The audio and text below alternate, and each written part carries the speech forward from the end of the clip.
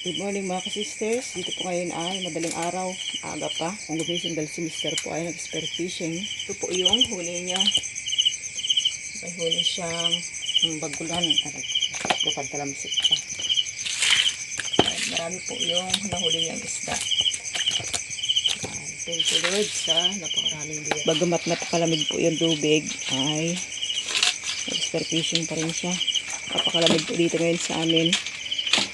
Umalis po siya ng 2 AM at ngayon po ay 4 AM.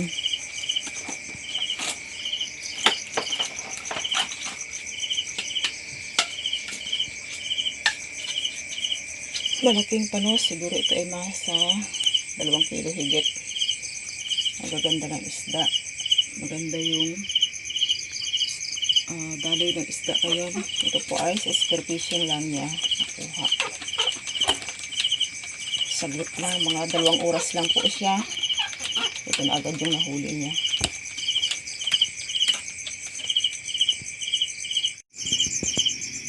Ihiwalayin ko po yung pambinta ko sa pangulam. Magluluto po ako ng ulam at para pambaon ni Ambit dahil maglalaot po ulit siya sa karagatan din sa pinaguhulihan ng tulingan. Nasa malayo.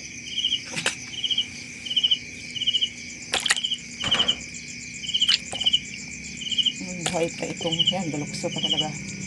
Kung kulang akong tinikin ay talagang tunay ka kung makatinik. Ano yung ulamin natin na itong maliliit ang ulamin natin. Itong mga browes. Ito lang ating ulamin pambinta itong mga magagandang isda.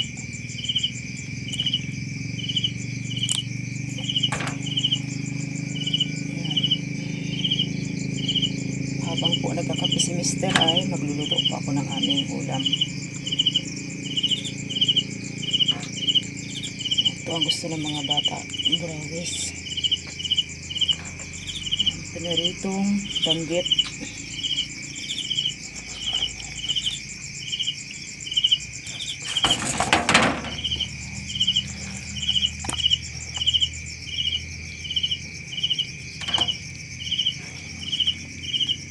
Yung mga maliliit po ay kukunin ko para ano maging pang-ulam.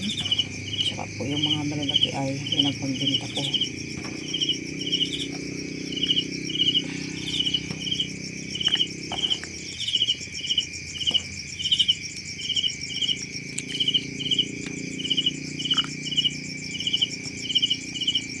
Kasi po ay mas priority namin yung pambinta para ho ay kumita at may pambili kami ng pangangailangan sa araw-araw. Ganito po talaga yung buhay namin dito sa probinsya, may isda.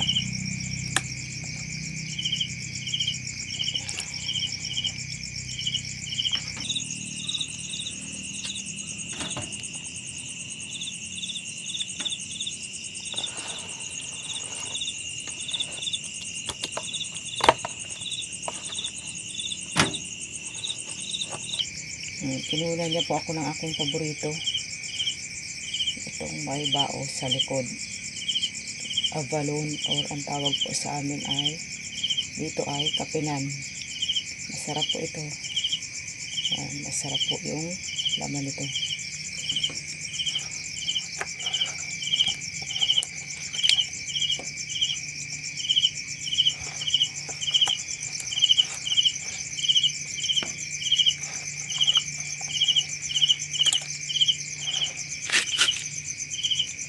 Okay, nakatuhal.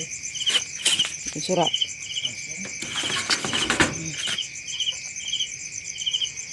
Ito daw. Yung iba ko.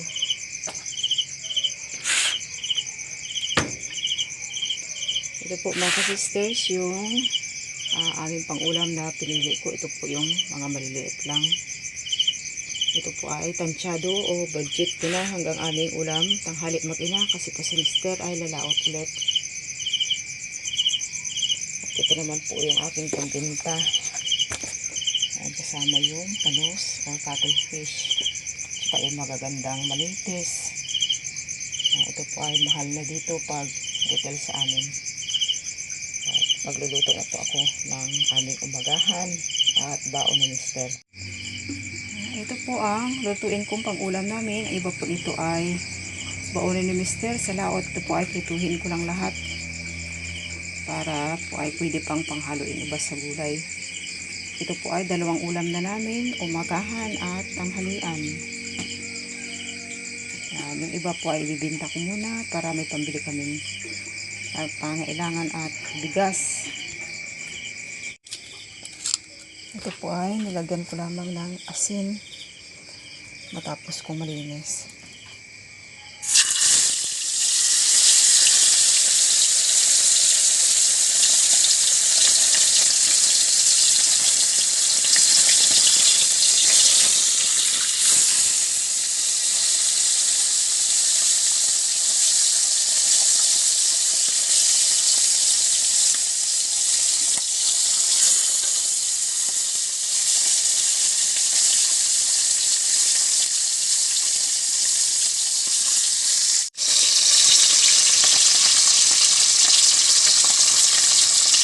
Ito mga kasisters, hindi pa ako tapos ng prito at may naluto na akong iba. Ay, kakain muna po kami ni Mister.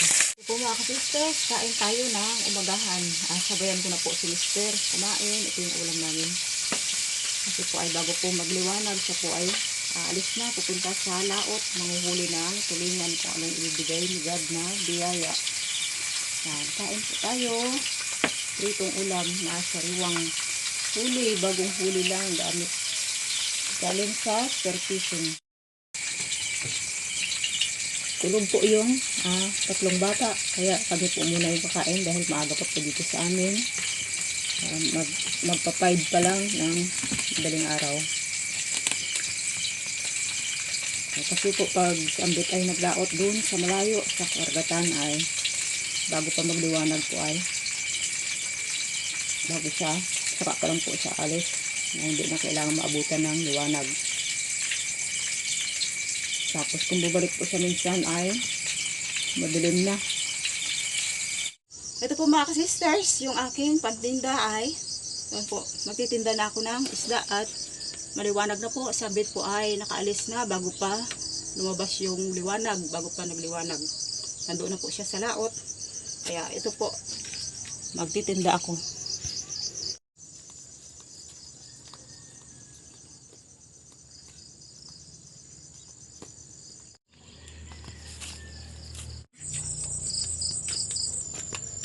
Yun, ito na lang yung natira sa tininda ko. Fish ay tumimbang ng 2 guhit at 2 kilo at 2 gramo. Bago yung isda po ay 7, 8, 9, 10. Uno-uno, 1 kilo at 1 gramo yung isda. So, yun. Naubos ko po ng tinda at may pambili na kami ng bigas at kung ano pang gamit sa bahay. Okay. Yan po kumakain si Mark at si Angel. Sila pong dalawa ay hindi pa nakakain. So, si Faith. Si Faith po ay tulog na dahil Sabado ngayon, wala namang pasok. Ay nahayaan ko po yung mga bata na kahit tanghali na kong gumising. Kain na. Kain na, nak. Yan. Pritong isda. Yung pritong isda ko kanina na huli ni ama nila. Yun ang aking niluto para aming maging ulam. Tsaka po yung iba ay haluan ko ng gulay para kami ho ay may ulam sa tanghali. So habang po sila kumakain, ako ay magdidilig muna ng aking mga halaman.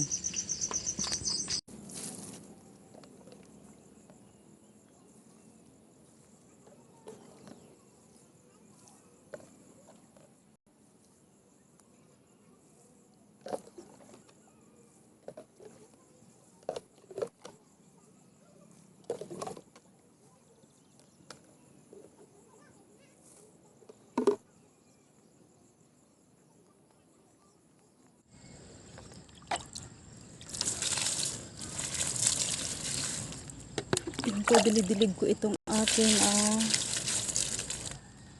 ang tawag po dito sa amin ay turo.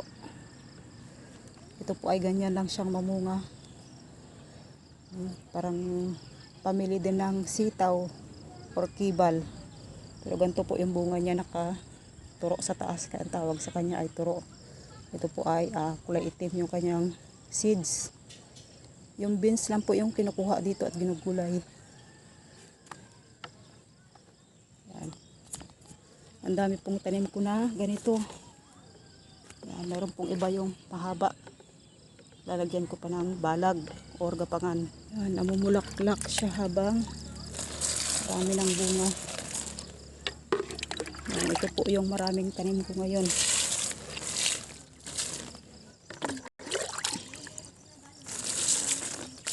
Yan, nagsama yung kibal at kalabasa. Ito po ay yung kalabasa ay aking hinarakan. Nagdilaw yung dahon, siguro po ay sa sobrang init.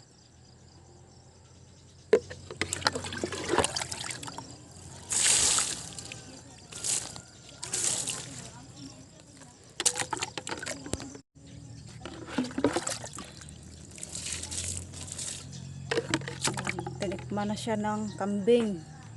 Hindi naman inubos ng kambing. Kinagatan lang. Dahil maraming mga gala na kambing dito. Dahil hindi ko pa nauubos ng bakod yung dito sa gulay.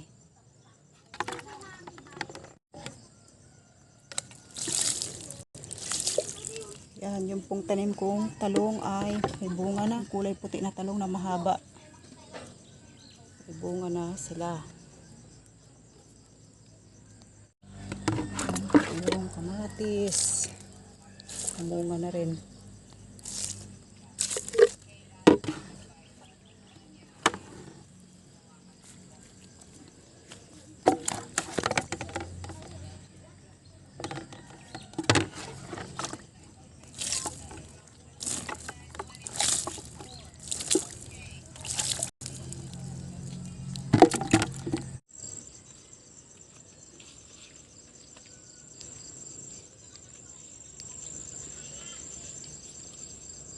Kukunin ko po yung mga bunga ng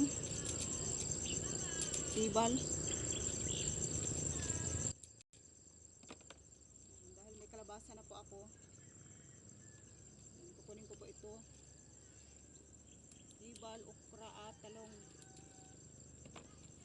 Para po ay panghalo ko doon sa prito at maging ulam namin sa tanghalian namin mga bata.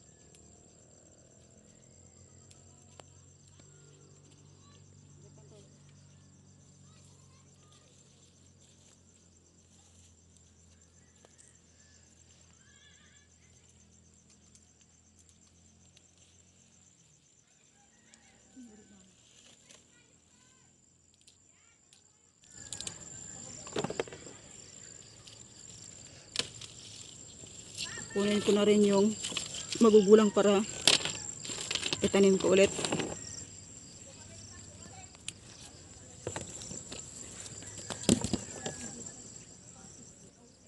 Kahit sira yung mga dahon ay okay naman yung bunga.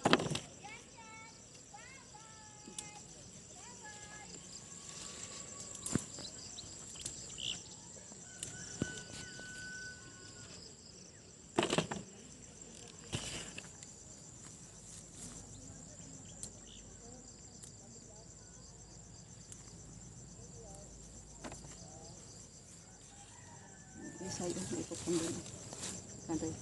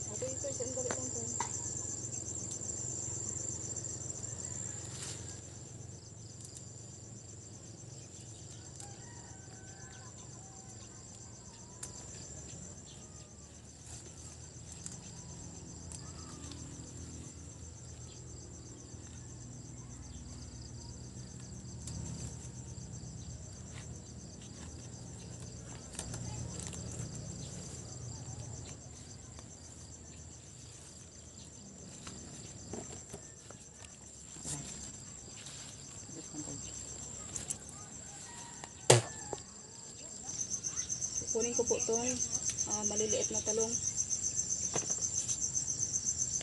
Sinusunod ko po agad ng kuha kasi ay madaling maggulang.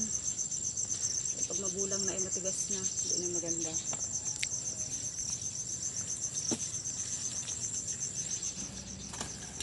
Yan po yung bell pepper ko na nakatanim sa empty bottle ng mineral water. Yan, may bunga na po. Maraming bulaklak.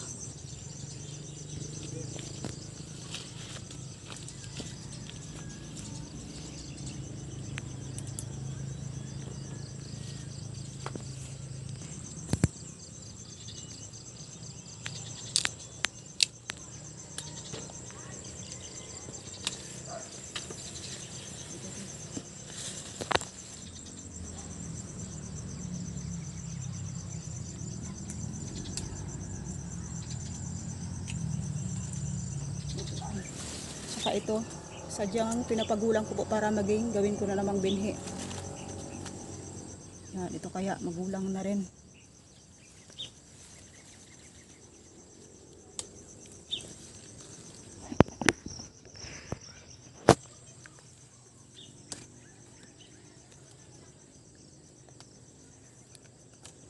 Dali.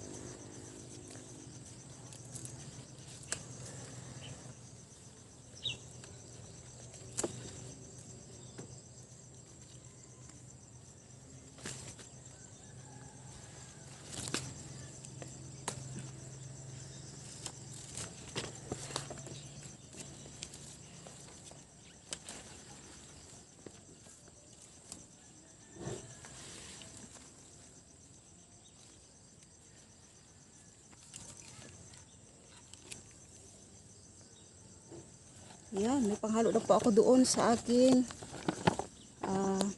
pritong isda. Ulam namin ng mga bata sa tanghalian. Thank you po sa inyo at maraming salamat sa panonood.